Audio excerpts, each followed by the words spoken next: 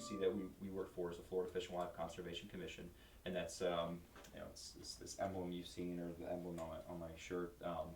And every state has its own wildlife agency that's in charge of dealing with wildlife issues, and some are like Department of Natural Resources or Fish and Game. We're Florida Fish and Wildlife Conservation. So what I'm tasked with doing, and what our team here is tasked with doing, is responding to dead and injured manatees, and determining cause of death on the dead ones, and then rescuing the injured ones and getting to rehab.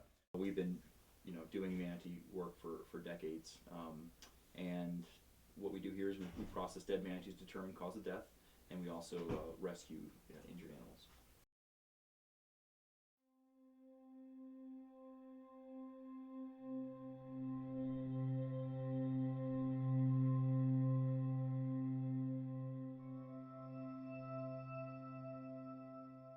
Manatees need warm water. Once the water temperature drops below 68, they can become cold stressed and make them very sick. So once the water temperature starts dropping, I'd say like 70 or so, you'll see a lot more manatees start showing up. So they seek out the warm water from the discharge.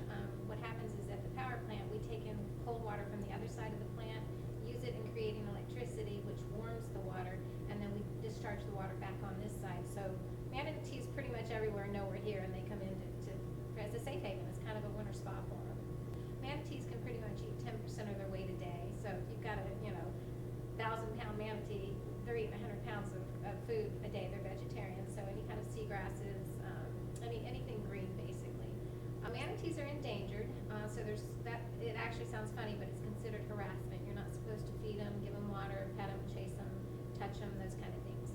There are rules set in place, like up north, Crystal River, you can actually go swim with manatees, but they have to come to you. You can't chase them in any form or at all. You can put your hand out and they can come to you. But it's like any other animal. If you start doing things for things that are in the wild, then they get dependent on you, or they get used to you, and you think you're helping, but in the long run it's harming them, because if you're no longer there and they're depending on you, what happens? Then you've got people that just aren't nice. We have about 25% of our annual mortalities from watercraft, either impact or cut trauma from the propeller, or sharp object underneath the boat, or a combination of both. We do get a handful of manatees that are crushed in water control structures, and we get animals that ingest fishing hooks and that sort of thing. So that's kind of the human side of the death. But we see a lot of natural causes of death, as well as we get a lot of carcasses that are so decomposed we really don't know what caused death.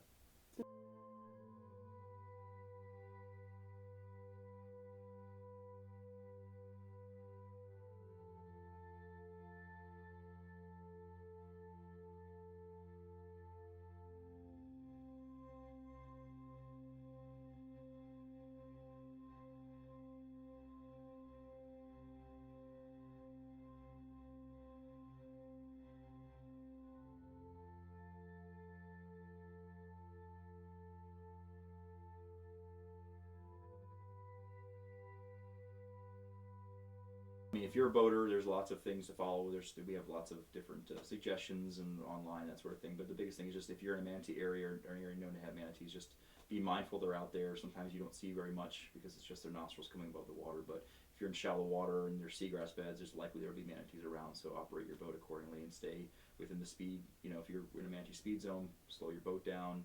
Try to stick to channels and not going, on the plane over seagrass beds. Don't discard trash. We find a lot of garbage in manatee GI systems. Fishing line can wrap around their flippers, and they can also ingest and die from that. So just, be good stewards of the environment is all we ask. What happens here is it's nice because we've kind of got a bird's eye view of them. If we find anything that looks suspicious or doesn't look right, we deal very closely with FWRI, which is Florida Wildlife Research Institute, and that's part of FWC, who actually deal with manatees. They'll come out and take a look at it, and if they need to capture it, they'll either try to capture it in the canal, or they'll wait for it to go outside the canal, and then they have a boat specifically designed to pull them in on the boat, which is pretty cool. It takes a lot of people, but yeah. If we get a report of a live distressed manatee, we investigate kind of the same way we do with the dead one. We start with phone calls, trying to get pictures, and if we need to, we send our first responder to get with the animal and verify it. They report back to our field station the information they're getting, and if we decide it needs to be rescued, we'll take our crew out and rescue the animal, and that involves catching them with nets. Manatees don't readily come to us. They're wild animals, so a lot of times we have to use specialized boats like the one behind me. The interesting thing about this boat is the motor is actually in the front of the boat, which allows us to deploy net up the back of the boat so the net doesn't get caught in the propeller, and then we'll encircle the manatee with the net, pull the net and the manatee back on board. Keeping manatees safe, a lot of things, if you're fishing or you're out in the waters and you see trash, and it's not just manatees, it's any marine life, pick things up, don't let it float by, you know, fella, that's not mine.